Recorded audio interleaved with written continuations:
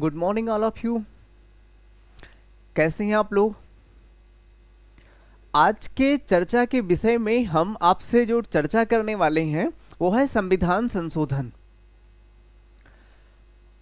इसमें हम देखने का प्रयास ये करेंगे कि संविधान संशोधन की प्रक्रिया क्या है, संविधान संशोधन के तरीके क्या हैं, साथ में संविधान संशोधन के तरीके के जो बहुमत है वो बहुमत का प्रकार क्या है। तो इसमें बहुमत के प्रकार में एक संविधान संशोधन में बहुमत के प्रकार और एक सामान्य बहुमत के प्रकार, इसे देखने का प्रयास करेंगे। साथ में इसके अलावा हम देखेंगे कि संविधान संशोधन एक जटिल प्रक्रिया है। इसको लेकर के सर्वोच्च न्यायालय और संसद के मध्य जो विवाद हुए हैं इसको देखने का प्रयास करेंगे कि जैसे सबसे पहला वाद जो हमारे यहाँ होता है चंपकम दोरायराजन मामला, और उसके बाद में पार्लियामेंट को पहला संविधान संशोधन करना पड़ा। और पहले संविधान संशोधन को लेकर के जो चैलेंज किया गया वो था शंकरी प्रसाद का मामला। शंकरी प्रसाद के बाद सज्जन सिंह का मामला, सज्जन सिंह के बाद में गोलकनाथ के मामले में तो यहाँ तक सर्वोच्च न्यायालय ने कह दिया कि संसद को संविधान में संशोधन करने का अधिकार ही नहीं है। 368 में प्रक्रिया बताई गई है। फिर केशवानंद भारती का मामला, मिनर्वा मिल्स का मामला, वामन राव का मामला, ये सारी चीजें हम यहाँ पर चर्चा करेंगे। किंतु आज जो यहाँ पर हम जिस विषय को केंद्र बिंदु में रख करके चर्चा करेंगे वो सबसे पहले समझेंगे कि संविधान संशोधन की प्रक्रिया क्या है और बहुमत के प्रकार क्या है। अगले भाग में हम लेकर के यहाँ पर चर्चा करेंगे कि संविधान संशोधन और यहाँ पे पार्लियामेंट और सर्वोच्च न्यायालय के बीच में जो टकराव और आधारभूत ढांचे का सिद्धांत। तो अब हम स्टार्ट ही करते हैं संविधान संशोधन की प्रक्रिया। आपने एक यहाँ पे सुना भी होगा, किताबों में पढ़ा भी होगा, और आपके समक्ष मुख्य परीक्षा में प्रश्न भी आए हैं, ट्राई भी करिएगा आप लोग, कि भारतीय संविधान अंशतः कठोर है, अंशतः लचीला। अब यहाँ पे कठोर और लचीला का मतलब ये नहीं है कि फ्लेक्सिबल मतलब वो रबड़ है और कठोर का मतलब चट्टान है। ये संविधान संशोधन की प्रक्रिया से संबंधित है। उन्हीं पर आज हम केंद्रित करके और अपने इस विषय को रखेंगे। तो सबसे पहले हम स्टार्ट ही करते हैं। संविधान के भाग 20 में संविधान संशोधन की प्रक्रिया बताई गई है और इस प्रक्रिया में बताया गया है कि किस किस तरीके से संविधान संशोधन किया जाएगा। तो हम प्रक्रिया की बात करें तो प्रक्रिया में यह है कि संविधान संशोधन के लिए जो बिल होगा वो किसी भी सदन में प्रस्तुत किया जा सकता है। अब किसी भी सदन का मतलब यहाँ पे है लोकसभा में भी प्रस्तुत किया जा सकता है और राज्यसभा में भी प्रस्तुत किया जा सकता है। दोनों को समान शक्तियां हैं यहाँ पर। संविधान संशोधन बिल को लेकर के संयुक्त बैठक का प्रावधान नहीं होगा, ये दोनों हाउस से पास होना जरूरी है। उसके बाद में संविधान संशोधन बिल पर जब ये लोकसभा और राज्यसभा से पास हो गया तो राष्ट्रपति इस पर वीटो नहीं करेगा। ये मूल संविधान में नहीं था। 24वां संविधान संशोधन 1971 में किया गया और इसके माध्यम से प्रावधान कर दिया गया कि संविधान संशोधन बिल पर राष्ट्रपति हस्ताक्षर करने के लिए बाध्य होगा। तो यहां से ये 3 प्रक्रिया आपको ध्यान रखना है कि किसी भी सदन में प्रस्तुत किया जा सकता है, संयुक्त बैठक का कोई प्रावधान नहीं है और संविधान संशोधन बिल पर राष्ट्रपति अपना यहाँ पे मत देने के लिए बाध्य है, हस्ताक्षर करने के लिए बाध्य है, उसे करना ही पड़ेगा, वो वीटो पावर का प्रयोग नहीं करेगा। तो ये संविधान संशोधन की प्रक्रिया है। और इसमें एक प्रक्रिया आपको ये ध्यान रखना है कि ये जो होगा ये किस मेजॉरिटी के साथ में पास होगा। तो इसके लिए विशेष बहुमत होगी, स्पेशल मेजॉरिटी का प्रयोग होगा। इसके माध्यम से ही क्या होगा कि संविधान संशोधन संभव हो सकेगा। तो अभी आगे के उसमें हम देखेंगे कि विशेष बहुमत क्या होता है। अब अगर हम बात करें तरीके के कि तरीके क्या हैं, तो संविधान संशोधन के 2 तरीका है, एक है इनफॉर्मल और एक है फॉर्मल। अनौपचारिक तरीका वो तरीका है जो न्यायपालिका प्रयोग करती है, और अगर न्यायपालिका की हम बात करें तो तो जो सर्वोच्च न्यायपालिका आपकी है, सुप्रीम कोर्ट है, वो करती है। जैसे भारतीय संविधान का अनुच्छेद 21 है, वहां पर लिखा गया था प्राण एवं दैहिक स्वतंत्रता राज्य विधि द्वारा स्थापित प्रक्रिया के अलावा किसी भी व्यक्ति को उसके प्राण और दैहिक स्वतंत्रता से वंचित नहीं कर सकती, इसके माध्यम से वंचित कर सकती है। 1975 तक इसके आधार पर ही व्याख्या की जाती थी। 1975 के बाद से सर्वोच्च न्यायालय ने इसका एक व्यापक इंटरप्रिटेशन किया और इसके तहत स्वच्छ पर्यावरण का अधिकार, स्वच्छ जल का अधिकार, त्वरित चिकित्सा का अधिकार, विदेश जाने का अधिकार, ऐसे बहुत सारे अधिकार मूल अधिकार के तहत प्रदान कर दिया गया। यहां तक कि जैसे 2019 की बात है, जब सीए और एनआरसी को लेकर के भारत में कई जगह पर दंगे प्रारंभ हुए, तो केरला में उस समय परीक्षा चल रही थी और इंटरनेट शटडाउन कर दिया गया। तो जब इंटरनेट शटडाउन कर दिया गया और उस समय जब सुप्रीम कोर्ट में मामला गया, तो जस्टिस रमन्ना जी ने उस समय कहा कि मैं इंटरनेट पर बात ही नहीं करना चाहता हूं कि इंटरनेट क्या है, लेकिन इंटरनेट उपयोग करने का अधिकार एक व्यक्ति के मूल अधिकार में आता है। तो ये ऐसे संशोधन है जो न्यायपालिका क्या करती है, समय समय पर अपने निर्णय के माध्यम से प्रावधान कर देती है संविधान में। जैसे डीपीएसपी में एक आर्टिकल है, समान कार्य के लिए समान वेतन, और डीपीएसपी न्यायालय के द्वारा प्रवर्तनीय नहीं है कि न्यायालय से जाकर के कोई व्यक्ति लागू करवा ले, किंतु सुप्रीम कोर्ट ने डीपीएसपी के प्रावधान को लेकर के एक अधिकार के रूप में तब्दील कर दिया कि समान कार्य के लिए समान वेतन। तो ये अनौपचारिक चेंज है। औपचारिक जो फॉर्मल चेंज है, ये करने का अधिकार है 368 के तहत हमारी संसद को, और जो विशेष बहुमत के माध्यम से संविधान में संशोधन करती है। तो संविधान संशोधन के जो प्रक्रिया की हम बात करें, तो प्रक्रिया यहां पर है आपकी 3, और जो तरीके हैं वो है 2। अब हम आगे बात कर रहे हैं कि बहुमत क्या होता है, मेजॉरिटी क्या होती है। तो मेजॉरिटी की हम अगर अपने संविधान में बात कर लें, तो हमारे संविधान में 5 प्रकार की मेजॉरिटी हैं, और उस 5 प्रकार की जो मेजॉरिटी हैं उसमें से हम 3 सब मेजॉरिटी की बात करते हैं। तो अगर हम कंप्लीट यहां पर देखें, तो मेजॉरिटी की संख्या जो हमारे यहां पर हो जाती हैं, वो सब मिला करके औसतन जो होती है वो 7 हो जाती हैं। अब जैसे एक मेजॉरिटी है साधारण बहुमत, सिंपल मेजॉरिटी, एक मेजॉरिटी है एब्सोल्यूट मेजॉरिटी, और एक मेजॉरिटी हमारी है प्रभावी बहुमत, इफेक्टिव मेजॉरिटी, और एक बहुमत है आपका विशेष बहुमत। और विशेष बहुमत की अगर हम बात करें तो यहां पर इसके 3 प्रकार हैं। एक है 368 के तहत, कि जिसके तहत संविधान संशोधन किया जाता है। एक मेजॉरिटी है 249 और 312 के तहत, ये भी विशेष बहुमत से ही संबंधित है।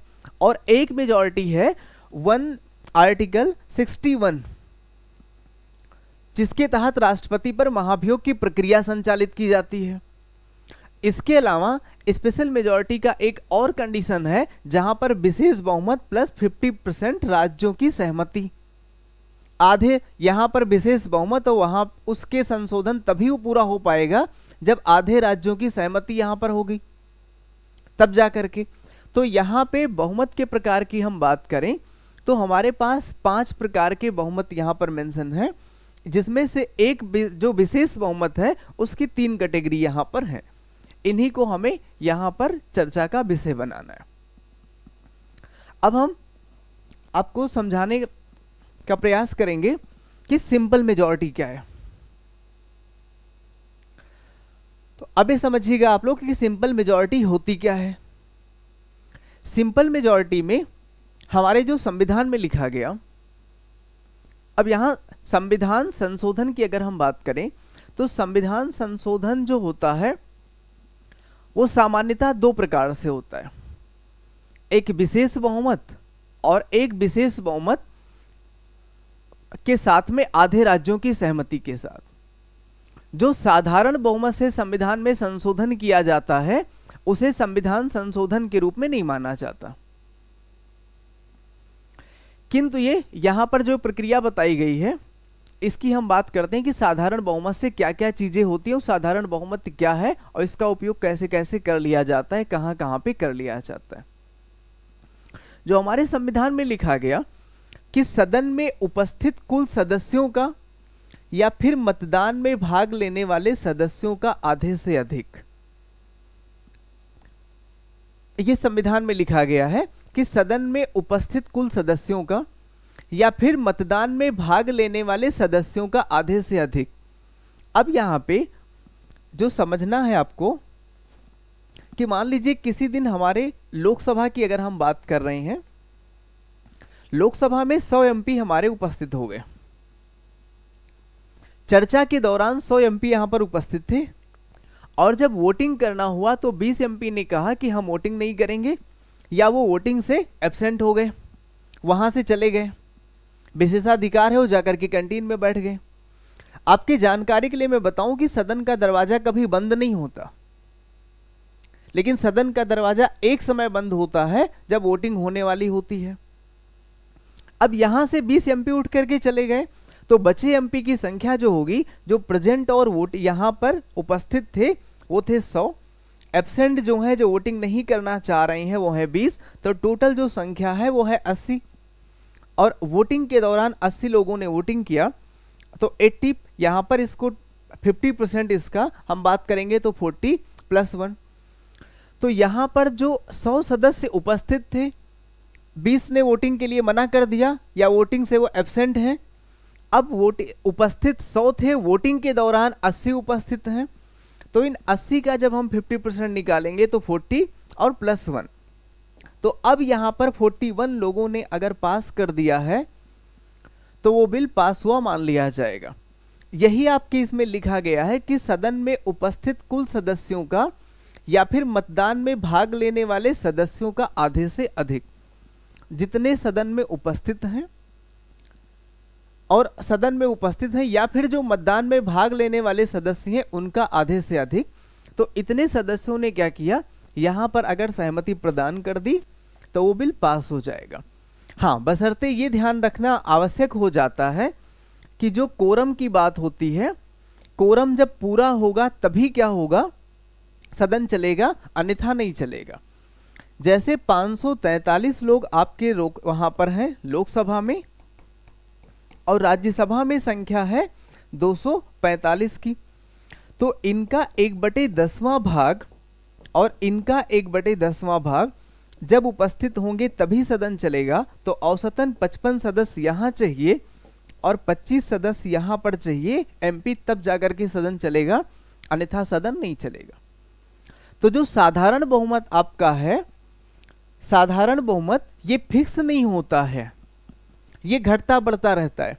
हो सकता है किसी दिन सदन में 250 एमपी उपस्थित हों, किसी दिन 300 हों, किसी दिन 400 हों, और उन 400 में से उसमें से ये तय किया कि 20 लोगों ने ये किया कि हम वोटिंग नहीं करेंगे, तो जो बचे 380 हैं इन्हीं का 50% +1 के माध्यम से जो यहां पर वोटिंग हुई और वो बिल पास हुआ मान लिया जाएगा।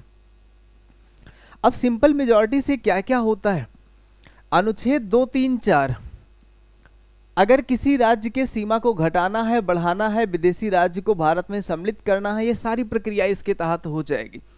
Supreme court, high court, president, vice president के वेतन भत्ते को बढ़ाना है, सारी चीजें यहां से हो जाएंगी।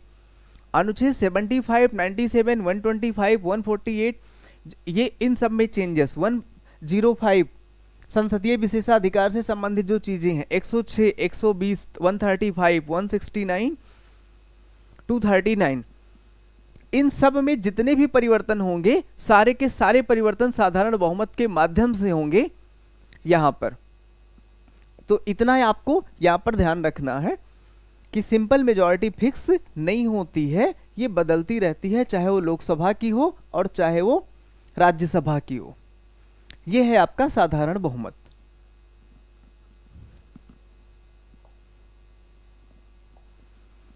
अब हम बात कर रहे हैं विशेष बहुमत से पहले हम चर्चा कर लेंगे कि इफेक्टिव बहुमत क्या होता है।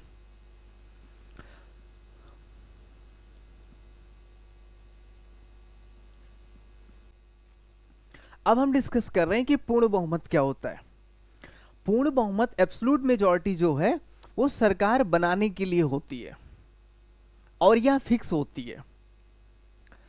जैसे हमारे जो यहाँ पर संसदीय शासन प्रणाली है, यहाँ पे निर्वाचन की जो पद्धति है वो अलग अलग है।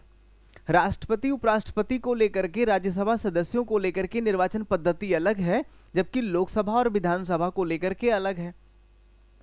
लोकसभा और विधानसभा में जो हमारे यहाँ निर्वाचन पद्धति है वो सदस्य को लेकर के उसे हम बोलते हैं first past the post system. First past the post system जो होता है, इसके तहत यहाँ पे वोटिंग परसेंटेज फिक्स नहीं होता है। जिस उम्मीदवार को सर्वाधिक वोट मिल जाएगा वो कैंडिडेट जीत जाएगा। तो हम इसके तहत हम चुनाव करवाते हैं लोकसभा और विधानसभा में। तो सदस्यों के निर्वाचन को लेकर के तो first past the post system लागू है, लेकिन सरकार बनाने के लिए जो कंडीशन होती है कि आपको हाउस का 50% +1 मेजॉरिटी होनी चाहिए, तभी सरकार गठित हो पाएगी, अन्यथा सरकार गठित नहीं हो पाएगी।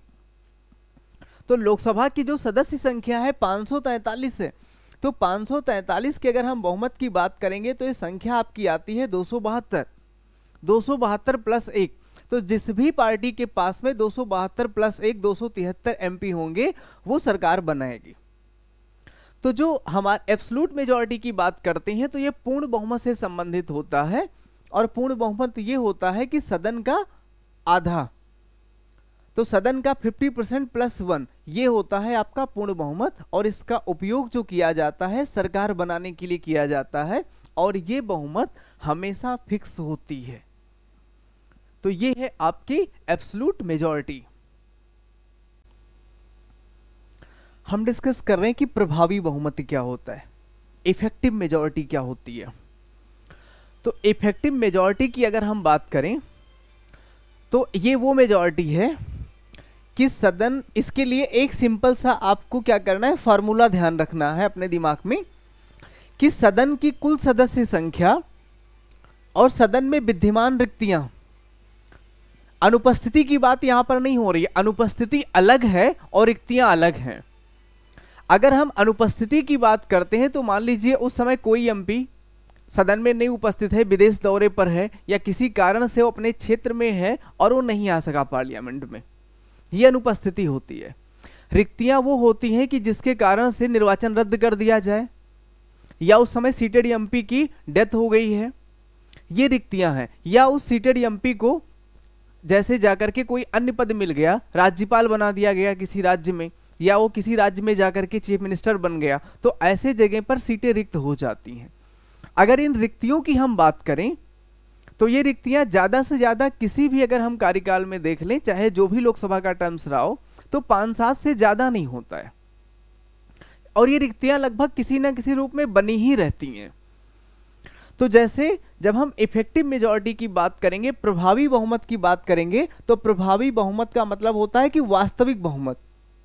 इस समय सदन में वास्तविक बहुमत क्या है, तो वास्तविक बहुमत निकालने का तरीका जो है कि सदन की कुल सदस्य संख्या और सदन में विद्यमान रिक्तियां। अब मान लीजिए लोकसभा में 543 सदस्य हैं, और इन 543 सदस्यों में से 3 सदस्य यहां पर रिक्त हैं। एक उदाहरण मैं ले रहा हूं 18वीं लोकसभा का। 18वीं लोकसभा में 543 सदस्यों का निर्वाचन हुआ, जिसमें से इस कांग्रेस के जो उसमें नेता राहुल गांधी जी, वो 2 सीटों से चुन करके आए हुए हैं। अब यहां पर वो 2 सीटों को रिप्रेजेंट तो कर रहे थे और दोनों सीटों से जीत भी गए, लेकिन यहां पर हाउस के मेंबर के आधार पर वो एक ही जगह के मेंबर हैं। अब एक सीट यहां पर रिक्त है, तो ये होती हैं रिक्तियां। ऐसे अगर हम बात करें 2014 में, तो 2014 में उत्तर प्रदेश से मुलायम सिंह जी ने क्या किया, 2 जगह से चुनाव लड़ा। मोदी जी ने क्या किया, गुजरात और बनारस से चुनाव लड़ा। लेकिन ये हाउस में जो सीट को रिप्रेजेंट कर रहे होंगे वो एक ही कर रहे होंगे, भले ही ये दोनों जगह से जीत करके गए हैं। तो जो ये सीटें छोड़ रहे हैं वो रिक्तियां होती हैं, और उन रिक्तियों को भरने के लिए हम दोबारा क्या करते हैं, चुनाव करवाते हैं। तो यहाँ पे अब मान लीजिए कि 543 आपके लोकसभा के एमपी हैं और 3 सीटें यहाँ पर रिक्त हैं। अब यहाँ पे जो 3 सीटों को हम निकालेंगे तो टोटल यहाँ पे जो हमें 540 सदस्य होंगे ये वास्तविक हैं मेंबर। और इस बहुमत को जब हम 2 से डिवाइड कर देंगे, 50% निकालना है हमें, तो 270 + 1 यही हमारी होती है प्रभावी बहुमत। तो प्रभावी बहुमत में हम रिक्तियों को सदन की संख्या से हटा देते हैं और उसका 50% + 1 लेते हैं। इसके माध्यम से क्या क्या कार्य किया जाता है? तो प्रभावी बहुमत का हम जो उपयोग करते हैं लोकसभा अध्यक्ष को हटाने के लिए करते हैं, लोकसभा उपाध्यक्ष को हटाने के लिए करते हैं, राज्यसभा के सभापति को हटाने के लिए करते हैं और राज्यसभा के उपसभापति को। इनके हटाने में जो देखा जाता है कि एक सदन, जैसे लोकसभा अध्यक्ष को अगर हटाना है तो लोकसभा क्या करेगी, यहां पे प्रभावी बहुमत का प्रयोग करेगी। अब प्रभावी बहुमत में जो यहां पर इस समय वास्तविक बहुमत होगा, इनके 50% सदस्यों के साथ में वो हटाया जाएगा और हटाने के बाद में अब जब दूसरे सदन में भेजा जाएगा तो अगर उस लोकसभा की राय से वो सदन सहमत है तब वो साधारण बहुमत से पास कर देगा और सदन अध्यक्ष हट जाएगा। यही सभापति को लेकर के होगा कि राज्यसभा क्या करेगी, प्रभावी बहुमत के साथ में पास करेगी। अब राज्यसभा की अगर प्रभावी बहुमत आपको देखना है तो 245 सदस्य हैं। अब मान लीजिए यहां से 5 सदस्य की सीटें यहां पर रिक्त हैं। अब संख्या यहां पर है 240, 240 का 50% 121। अब इतने सदस्य ने मिलकर के अगर क्या किया है, सभापति को एक प्रस्ताव लाया है हटाने के लिए और वहां से पास हो गया है, तो अगर अब लोकसभा की राय में वो संगत है और वो चीजें सही हैं तो लोकसभा साधारण बहुमत से पास कर देगी और उपराष्ट्रपति जो है आपका वो हट जाएगा। तो ये है आपकी इफेक्टिव मेजॉरिटी। हम बात कर रहे हैं स्पेशल मेजॉरिटी का, विशेष बहुमत का। विशेष बहुमत को परिभाषित नहीं किया जा सकता। इसलिए परिभाषित नहीं किया जा सकता क्योंकि हमारे संविधान में भी अलग अलग प्रकार से विशेष बहुमत बताया गया है। साथ में अगर हम दुनिया के देशों की बात करें तो विश्व व्यवस्था में विशेष बहुमत अलग अलग प्रकार का है। जैसे हम भारत में बात करते हैं तो 2/3 मेजॉरिटी की बात करते हैं, जबकि दुनिया के देशों में कहीं पर ये 3/4 बताया गया है, कहीं 4/5 बताया गया है, कहीं 3/5 बताई गई है। ऐसे ऐसे मेजॉरिटी बताई गई है। तो इसे परिभाषित करना अपने आप में सबसे पहले तो कठिन है क्योंकि हमारे संविधान में ही विशेष बहुमत के अलग अलग प्रकार बताए गए। विशेष बहुमत जो हम यहां पर समझेंगे, एक समझेंगे आर्टिकल 368 के तहत, एक हम समझेंगे आर्टिकल 312 और 249, 312 और 249, और एक हम देखेंगे अनुच्छेद 368 और आधे राज्यों की सहमति को लेकर के कि ये प्रकार कौन सा है, और एक अनुच्छेद 61 का कि राष्ट्रपति को हटाने के लिए जो महाभियोग की प्रक्रिया लाई जाती है वो किस मेजॉरिटी से लाई जाती है। तो विशेष बहुमत की हम यहाँ पे 4 कैटेगरी को देखने वाले हैं।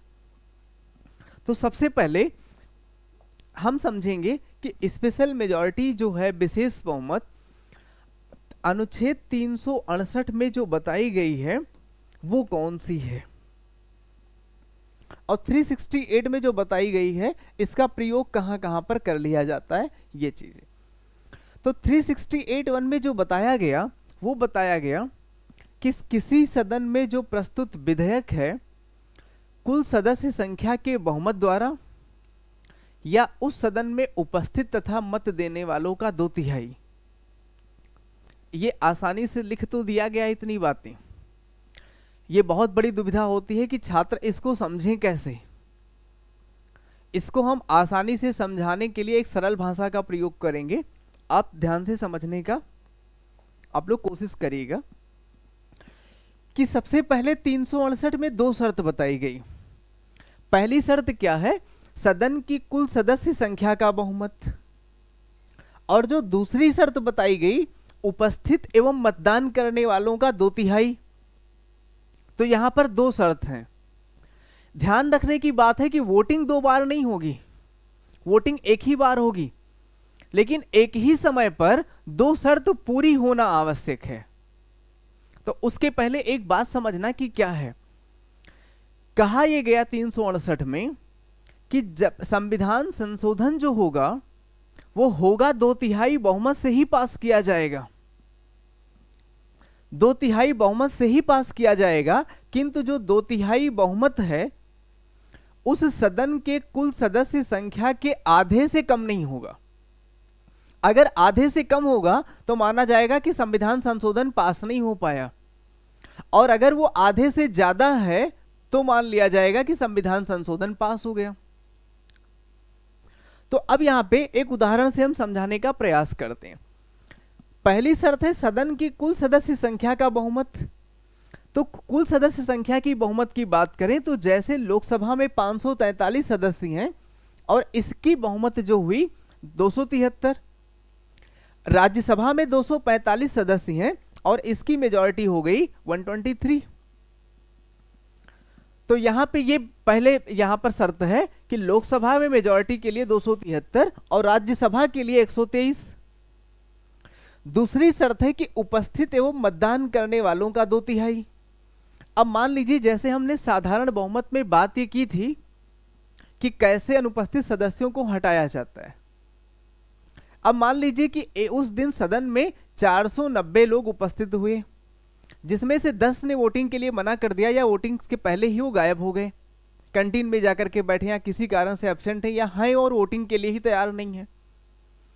जो लोकसभा में क्या हुआ कि जब वोटिंग पर जैसे उपस्थित थे 480 यहाँ 90, और जब वोटिंग प्रारंभ हुई तो वोटिंग के दौरान 480 लोगों ने वोटिंग के लिए तैयार हुए, और जब वोटिंग हुई तो ये देखा गया कि इनका जो 2/3 लिया गया वो हुआ 320। 320 लोगों ने क्या किया, पक्ष में वोटिंग किया, और यहां से ये बिल पास हुआ और पास होकर के भेज दिया गया राज्यसभा में। अब जब ये राज्यसभा में भेजा गया तो राज्यसभा में 140 लोग उपस्थित थे, और जिस पर इन्होंने जब यहां पर वोटिंग किया गया तो वोटिंग जो इनका हुआ 2/3, तो 2/3 वोटिंग के आधार पर 80 कैंडिडेट ने यहां पर वोटिंग किया। अब 140 सांसदों का 2/3 की अगर हम बात करें तो 80 सांसद हुए, और राज्यसभा में यहां पर बहुमत की अगर हम बात करें तो राज्यसभा में बहुमत की आवश्यकता कितनी होनी चाहिए, 123। लेकिन यहां पे जो 2/3 मेजॉरिटी की हम बात कर रहे हैं उसके आधार पे 80 लोगों ने ही पक्ष में वोटिंग किया। अब ये बिल यहां से पास नहीं हो पाएगा राज्यसभा से, क्योंकि यहां पर एक ही समय पर दोनों मेजॉरिटी का पास होना आवश्यक है, दोनों मेजॉरिटी का पूरा होना, दोनों शर्त का पूरा होना आवश्यक है। अब मान लीजिए 210 सदस्य अगर होते यहां पर राज्यसभा में, और जब 210 सदस्य होते यहां पर, और यहां जब वोटिंग प्रारंभ होती तो 2/3 जब यहां पे निकाला जाता तो इस दौरान 140 सांसदों ने क्या किया, वोटिंग के पक्ष में अपना समर्थन दिया। अब अगर हम देखें तो ऐसे स्थिति में यह बिल पास हो जाएगा। इसलिए पास हो जाएगा कि जब यहां पे राज्यसभा के लिए हमें 123 बहुमत की आवश्यकता है और यहां पर वोटिंग में 140 लोगों ने समर्थन दिया, तो एक ही समय पर जब भी ये होगा तो 2/3 मेजॉरिटी से पास होना तो आवश्यक है, लेकिन इसके साथ साथ में सदन के बहुमत की भी आवश्यकता होती है। इसीलिए जो 368(1) में लिखा गया वो ये लिखा गया कि यह प्रस्ताव जो है यह बहुमत से ही पास किया जाएगा, किंतु यह 2/3 जो बहुमत है उस सदन की कुल सदस्य संख्या के आधे से कम नहीं होना चाहिए। आधे से अगर कम होगा तो संविधान संशोधन बिल पास नहीं हो पाएगा, आधे से ज्यादा होगा तभी पास हो पाएगा। और इसीलिए इसमें एक ही समय पर दोनों आवश्यक होता है कि आप यहां पे क्या हो, ये बहुमत का भी पूरा होना आवश्यक है और इसका भी पूरा होना आवश्यक है। तो अगर 320 लोगों ने वोटिंग में अपना क्या किया, समर्थन दिया, तो 320 के कारण से 2/3 मेजॉरिटी भी पूरी हो गई, और जो यहां पर ये मेजॉरिटी चाहिए ये भी पूरी हो गई, क्योंकि यहां पे सदस्य संख्या 273 से ज्यादा है। इसी समय अगर यहां पर देखेंगे तो 140 लोगों ने अगर वोटिंग के पक्ष में अपना मतदान किया है, तो ये तो 2/3 मेजॉरिटी तो पूरी हो ही रही है, साथ में राज्यसभा का जो बहुमत है वो भी पूरा हो रहा है। तो यहां पे वोटिंग 2 बार नहीं होगी, लेकिन 2 शर्तों का एक साथ पूरा होना अनिवार्य है। तो ये है आपका 368 के तहत जो प्रक्रिया है, और ये प्रक्रिया आपकी संविधान संशोधन में खास करके देखी जाती है। तो ये है आपका विशेष बहुमत। उसके बाद अगर हम बात करें तो एक आपका है विशेष बहुमत प्लस आधे राज्यों की सहमति। ये जो है इसका प्रयोग कहां कहां पर किया जाता है, तो इसमें विशेष बहुमत की प्रक्रिया जो हमने बताई वही है, बस यहां पे क्या होगा कि कुछ ऐसे प्रावधान है कि जहां पर आधे राज्यों की सहमति चाहिए। आधे राज्य का मतलब 28 राज्य अगर आपके पास हैं, तो यहाँ पे 15 राज्य अगर अपनी सहमति प्रदान करते हैं तो ये बिल पास हुआ मान लिया जाएगा। ऐसे संशोधन की आवश्यकता तब होती है जब विषय संघीय ढांचे का हो। अब संघीय ढांचे का मतलब जैसे राष्ट्रपति के निर्वाचन से संबंधित मुद्दा होगा, संघ या राज्य की कार्यपालिका शक्ति का अगर विस्तार करना होगा तो भी ऐसा होगा, संघ का, राज्य क्षेत्र का, जैसे किसी राज्य में, किसी केंद्र शासित प्रदेश में अगर क्या करना है, न्यायपालिका की स्थापना करनी है, तो भी ऐसा संविधान संशोधन की आवश्यकता पड़ती है। अगर अनुसूची 4 में राज्यों का जो राज्यसभा में प्रतिनिधित्व है इसकी व्यवस्था की गई है, तो यहां पर भी अगर सीटें बढ़ानी है तो भी ऐसी व्यवस्था यहां पर इसी के माध्यम से संशोधन किया जाएगा। संविधान की 7वीं अनुसूची में इसके माध्यम से संशोधन किया जाता है, ये भी यहां पर देखा जाता है। तो ये सारी चीजें, जीएसटी काउंसिल उसमें भी इसी के तहत होगा। तो ये आपकी जो प्रक्रिया है, ये प्रक्रिया है 368(2) वाली की, जहां पर विशेष बहुमत और आधे राज्यों की सहमति। तो विशेष बहुमत हम आगे चर्चा कर चुके हैं, आधे राज्यों की सहमति इसमें वहां पर लिया जाएगा जहां पर ये संघीय विषय के मामले हैं। जबकि अगर हम अमेरिका में बात कर लें, यूएस में, तो यूएस में अलग है। यूएस जैसे हमारे यहाँ पर 2/3 की बात करते हैं, तो वहां पर यहाँ पे 2/3 मेजॉरिटी हमारे यहाँ सदन की होती है और आधे राज्यों की सहमति होती है जो राज्य विधानसभाओं की।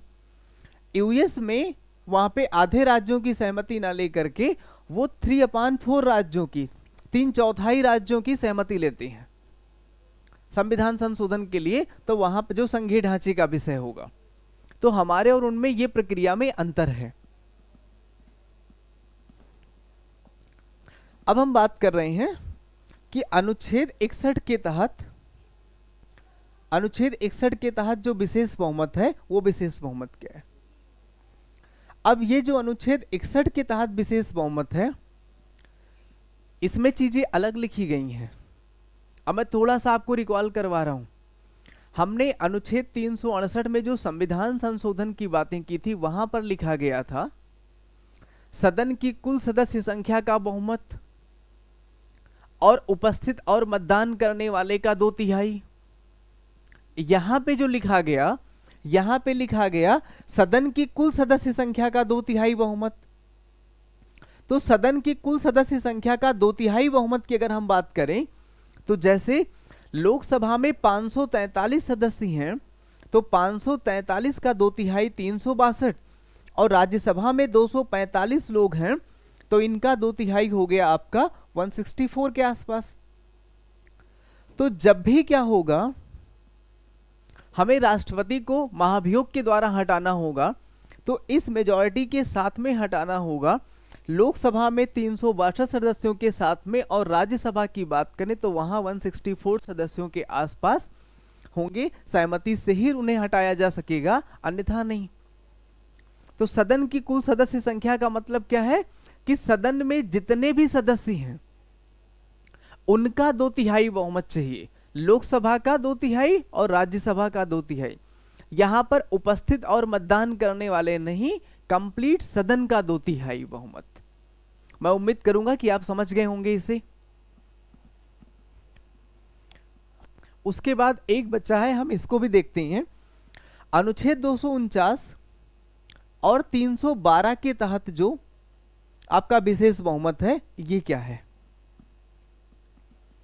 अब यहां पे अंतर है, विशेष बहुमत ही है, लेकिन इस विशेष बहुमत में क्या लिखा गया कि राज्यसभा में उपस्थित एवं मत देने वाले का 2/3 समर्थन। राज्यसभा में उपस्थित एवं मत देने वाले का 2/3 समर्थन। अब जैसे यहां पर उपस्थित का मतलब क्या है कि कोरम का पूरा होना, कि 1/10वें भाग के सदस्य यहां पर उपस्थित होने चाहिए। कि 245 का मतलब यहां पर है कि अगर 25 सांसद यहां पर राज्यसभा के उपस्थित हैं तो सदन की कार्यवाही को संचालित किया जा सकता है। अब यहां पे जो हम देखेंगे, इस उपस्थिति को निकालने का तरीका क्या है कि जो कुल सदस्य संख्या है और जो अनुपस्थित सदस्य हैं, यहां पर रिक्तियां नहीं देखी जाती, अनुपस्थित देखा जाता है। तो मान लीजिए उस समय उसमें राज्यसभा में 90 एमपी उपस्थित हैं और 90 एमपी उपस्थित हैं, इनका अगर हम 2/3 करते हैं तो 60 एमपी हो गए। ऐसे ही मान लीजिए किसी दिन 60 एमपी हैं, उनका 2/3 हमने देखा 40 एमपी, तो कोरम भी पूरा है। यहां पे ना सदन के बहुमत से मतलब है, यहां पर राज्यसभा में उपस्थित लोगों के आधार पर देखा जाएगा, बस कोरम पूरा होना आवश्यक हो। तो अगर इतने एमपी यहां पर उपस्थित हैं तो उनको लेकर के एक्टिविटी की जा सकती है। अब यहां पे एक सिंपल सा तरीका है कि कब कब इसका उपयोग किया जाता है। हमारे संविधान में एक प्रावधान है 249 और एक प्रावधान है 312। अनुच्छेद 300 यहां पे जो 249 है उसमें लिखा गया कि ऐसा प्रस्ताव पास करना अगर आवश्यक हो जाए कि कोई विषय जो राज्य सूची का विषय है, अब वो राष्ट्रहित के लिए आवश्यक हो गया है, ये राष्ट्रीय महत्व का विषय बन गया है, तो इसके लिए राज्यसभा कोई प्रस्ताव पास कर सकती है और जब वो प्रस्ताव पास करेगी तो संसद उस पर कानून बना सकेगी। हालांकि संसद जो कानून बनाएगी वो साधारण बहुमत से ही बनाएगी, लेकिन इसके लिए तभी ऐसा हो सकेगा कि जब राज्यसभा वो प्रस्ताव पास करेगी कि राज्य सूची के विषय अब ये राष्ट्रीय महत्व का विषय बन गया है। ऐसे ही हमारे संविधान में जो अनुच्छेद 312 है, इसमें प्रावधान है ऑल इंडिया सर्विसेज का। अखिल भारतीय सेवा भारत में 3 है, आईएएस, आईपीएस और आईएफएस। आईएफएस को 1966 में गठन किया गया था। बाकी सारी सर्विसेज केंद्रीय सर्विसेज हैं। तो जो ऑल इंडिया सर्विसेज हमारे यहाँ पर हैं, आईएएस, आईपीएस और आईएफएस, इसके अलावा मान लीजिए अब हमें आवश्यकता पड़ जाए जुडिशियल सर्विस की या एजुकेशन सर्विस को लेकर के, तो राज्यसभा ऐसा प्रस्ताव ला सकती है कि देश में इस समय अखिल भारतीय सेवा गठन करने की आवश्यकता है और ऐसे प्रस्ताव पर संसद कानून बना देगी और नई अखिल भारतीय सेवा का गठन हो जाएगा। इसके लिए ना या तो राज्यसभा को क्या करना होगा कि जो उनके उपस्थित एवं मत देने वाले सदस्य हैं उनके 2/3 बहुमत के साथ में इसे पास करना होगा। इसके लिए कोई ऐसी मेजॉरिटी नहीं बताई गई है, सिर्फ कोरम का पूरा होना आवश्यक है। कोरम का पूरा होना आवश्यक है, इसके लिए कोई यहाँ पर कंडीशन और नहीं रखी गई है। तो जैसे मैंने बताया कि मान लीजिए किसी दिन 60 एमपी उपस्थित हैं और 60 एमपी में से 2/3 लोगों ने उस बिल पर क्या किया, समर्थन कर दिया, तो प्रस्ताव पास हो जाएगा। और ये प्रस्ताव पास हो जाएगा और जिसके माध्यम से संसद कानून बना सकेगी। तो ये रहा विशेष बहुमत से संबंधित सारी बातें। अगली क्लास में जो हम लोग चर्चा करेंगे वो चर्चा ये करेंगे कि संविधान संशोधन को लेकर के और संविधान संशोधन और संसद और न्यायपालिका, तो इस मुद्दे को लेकर के संसद और न्यायपालिका के मध्य टकराव क्यों हुआ, ये सारी बातें हम देखेंगे। और इसके बाद में जो सुप्रीम कोर्ट के विभिन्न सारे जजमेंट हैं उसे भी हम चर्चा करेंगे। धन्यवाद।